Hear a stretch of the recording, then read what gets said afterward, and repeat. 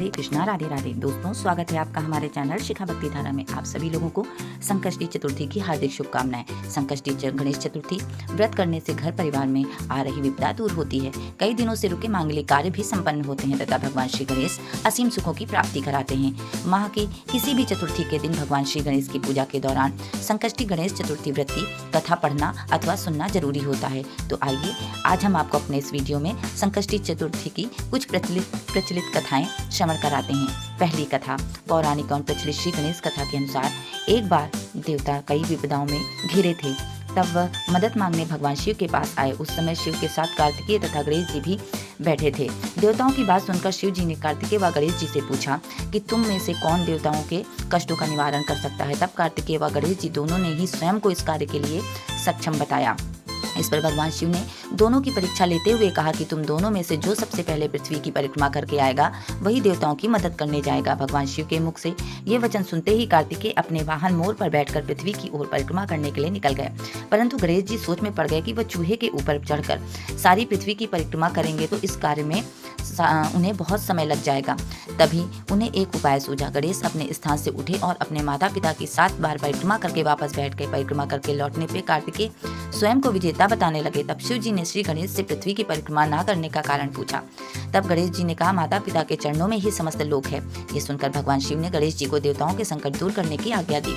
इस प्रकार भगवान शिव ने गणेश जी को आशीर्वाद दिया कि चतुर्थी के दिन जो तुम्हारा पूजन करेगा और रात्रि में चंद्रमा के अर्घ्य देकर उसके तीनों ताप यानी दैहिक ताप, दैविक ताप तथा भौतिक ताप दूर होंगे।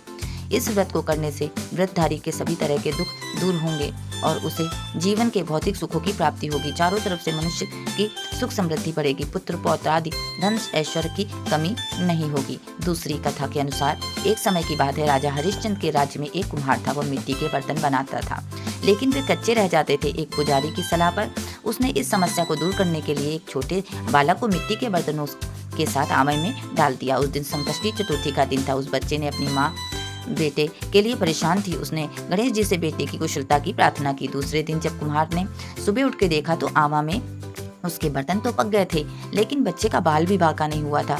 वह डर गया और राजा के दरबार में जाकर सारी घटना बताई। इसके बाद राजा ने उस बच्चे और उसकी माँ को बुलवाया तो माँ ने सभी तरह के विघ्न को दूर करने वाली संकष्टी चतुर्थी का वर्णन किया। इस घटना के बाद से महिलाएं संतान और परिवार के सौभाग्य के लिए संकट चौथ का व्रत करने लगी। तीसरी कथा के अनुसार, एक समय की बात है कि विष्णु भगवान का विवाह लक्ष्मी जी के साथ निश्चित हो गया। विवाह की तैयारी होने लगी। सभी देवताओं को निमंत्रण भेजे गए परंतु गणेश जी को निमंत्रण नहीं दिया। कारण जो भी रहा हो, अब भगवान विष्णु की बारात जाने पर का समय आ गया। सभी देवता अपनी पत्नियों के साथ विवाह समारोह में आए। उन सब ने देखा कि गणेश जी कहीं दिखाई नहीं दे रहे हैं। तब वे आपस में चर्चा करने लगे कि क्या गणेश जी को न्योता नहीं मिला या स्वयं गणेश जी नहीं आए। सभी को इस बात का पता लगा कि आश्चर्य में पड़ गए। तभी सबने विचार किया कि विष्णु भगवान ने से ही इसका कारण पूछा जाए। विष्णु भगवान से पूछने पर उन्होंने कहा कि हमने गणेश जी के पिता भोलेनाथ महादेव को न्योता भेजा है। यदि गणेश जी अपने पिता के साथ आना चाहते हैं तो आ जाते।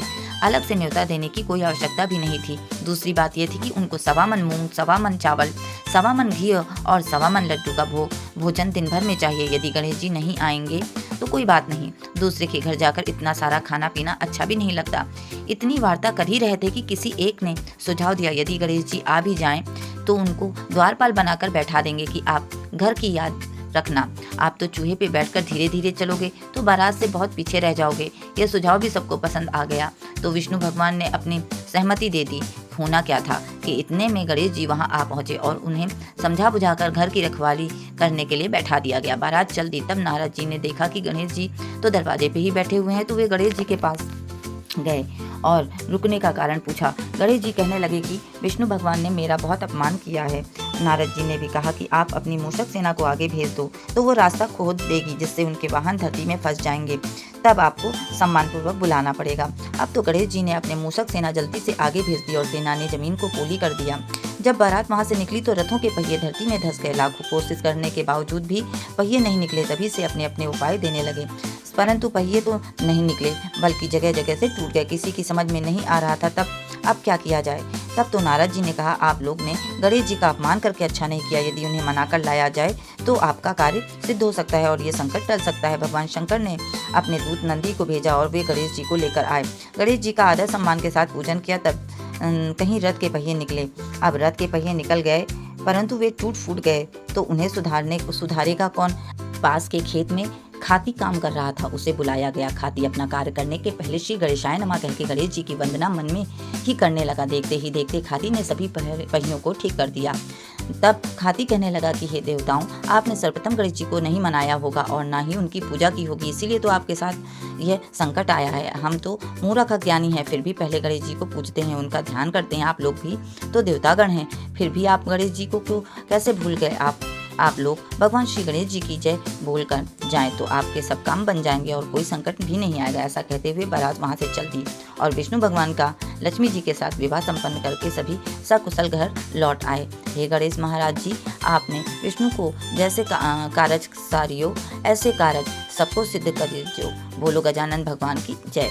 चौथी कथा के अनुसार श्री गणेश चतुर्थी व्रत की पौराणिक कथा के अनुसार एक बार भगवान शिव तथा माता पार्वती नर्मदा नदी के किनारे बैठे थे। वहां माता पार्वती ने भगवान शिव के समय व्यतीत करने के लिए चौपट खेलने को कहा। शिव चौपट खेलने के लिए तैयार हो गए, परंतु इस खेल में हार जीत का फैसला कौन करेगा, ये प्रश्न उनके समक्ष उठा। तो भगवान शिव ने कुछ दिन के एकत्रित करके उनका एक पुतला बनाकर उसकी प्राण प्रतिष्ठा कर दी और पुतले से कहा, बेटा हम चौपट खेलने जा रहे हैं, परंतु हमारी हार जीत का फैसला करने वाला कोई नहीं है, इसलिए तुम बताना कि हम दोनों में से कौन हारा और कौन जीता। उसके बाद भगवान शिव और माता पार्वती का चौपट खेल शुरू हो गया। यह खेल 3 बार खेला गया और संयोग से तीनों बार माता पार्वती ही जीत गईं। खेल समाप्त होने के बाद बालक से हार जीत का फैसला करने के लिए कहा गया तो उस बालक ने महादेव को विजय बताया। ये सुनकर माता पार्वती क्रोधित हो गईं और क्रोध में उन्होंने बालक को लंगड़ा होने और कीचड़ में पड़े रहने का श्राप दे दिया। बालक ने माता पार्वती से माफी मांगी और कहा कि ये मुझसे अज्ञानतावश हुआ है, मैंने किसी द्वेष भाव से ऐसा नहीं किया है। बालक द्वारा क्षमा मांगने पर माता ने कहा, यहाँ गणेश पूजन के लिए नाग कन्या आएंगी, उनके कहे अनुसार तुम गणेश व्रत करो, ऐसा करने से तुम्हें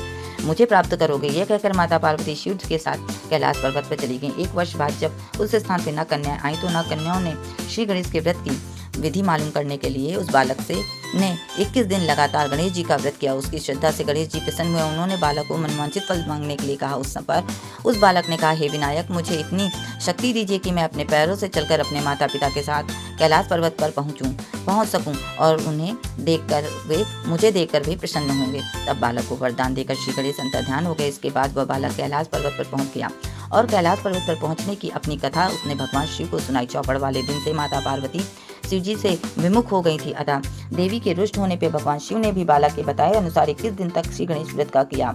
इस व्रत के प्रभाव से माता पार्वती के मन से भगवान शिव के लिए जो नाराजगी थी वो समाप्त हो गई। तब ये व्रत विधि भगवान शंकर ने माता पार्वती को बताई। ये सुनकर माता पार्वती के मन में भी अपने पुत्र कार्तिकेय से मिलने की इच्छा जागृत हुई। तब माता पार्वती ने भी 21 दिन का श्री गणेश व्रत किया तथा दूर्वा फल फूल और लड्डुओं से गणेश जी का पूजन अर्चन किया। व्रत के 21वें दिन कार्तिकेय जी स्वयं माता पार्वती जी से मिलने आ गए। उस दिन से श्री गणेश चतुर्थी का यह व्रत समस्त मनोकामनाओं की पूर्ति करने वाला व्रत माना गया। इस व्रत को करने से मनुष्य के सारे कष्ट दूर होकर मनुष्य को सुख समृद्धि और सुविधाएं प्राप्त होती हैं। इस प्रकार गणेश चतुर्थी की संकष्टी चतुर्थी की व्रत कथा समाप्त हुई। आप सभी लोगों को वीडियो में दी गई जानकारी अच्छी लगी हो, वीडियो पसंद आया हो तो प्लीज वीडियो को लाइक करें, शेयर करें व सब्सक्राइब करें। राधे राधे।